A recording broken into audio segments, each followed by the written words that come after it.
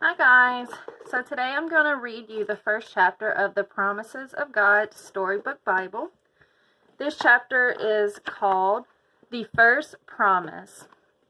And this is coming from Genesis chapter 1 and chapter 2.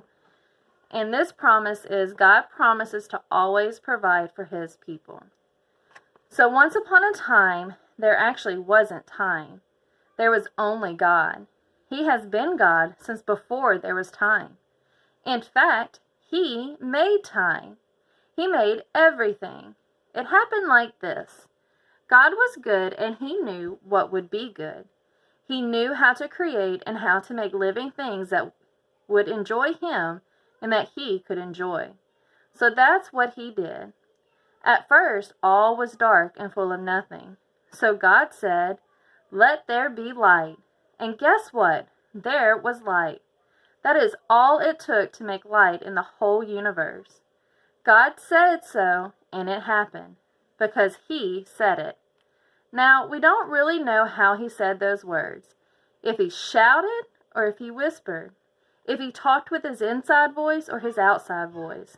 But we know that God is so powerful and so good that he can make the best of worlds with the softest of words. His power doesn't have to be shouted to work, and his promises don't have to be loud to be true.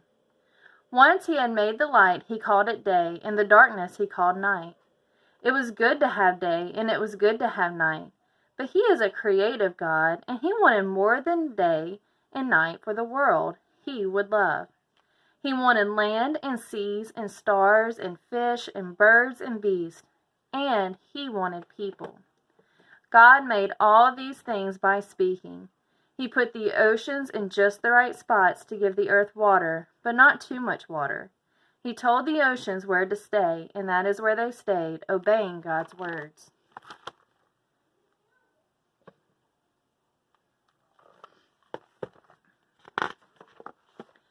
After he had made day and night and the sky, God called for the waters to move back and for dry land to show, and they did, making the land and the sea.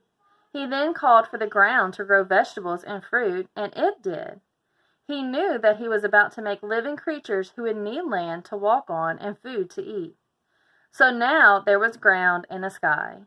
The ground had plants and vegetables, but the skies were empty, until God made stars to fill the skies. He also made two special lights, one to rule over the day and one to rule over the night. God filled the water with fish and animals that swim, big fish and little fish. They were all created in 1 second because he said they should exist. Just as he had filled the water, he filled the air. With his word, there were birds of all kinds flying around, big birds and little birds, and it was all good. Then it was time for God to fill the land with animals. He called for the ground to be filled with living creatures of all kinds and sizes. Cows and giraffes and dogs and ants and wallabies and pandas and gorillas and cats and mice and more. God spoke the word, and all these animals were alive, and it was good.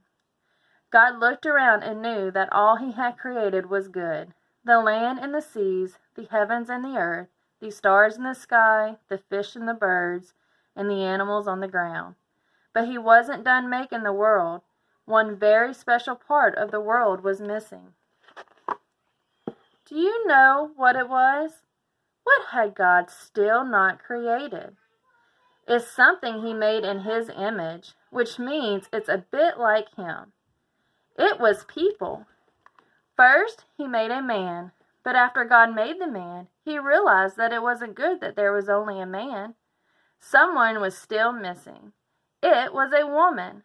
So God made woman too, and it was so good.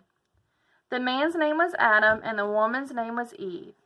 God loved them so much. They were his very most absolute favorite thing he had made. He loved them, and he made them promises right from the beginning. He told them that he had put them in charge of all the things on the earth, and they would always have the food they needed. He promised he would take care of them. He gave them hearts that knew him, and it was good. All right, we have 4 questions for you to go over with your parents. The first one is, what are your favorite things God made? Number 2, how did God make things? Number 3, what was God's favorite thing he made? And number 4, what did God promise Adam and Eve? Bye, guys.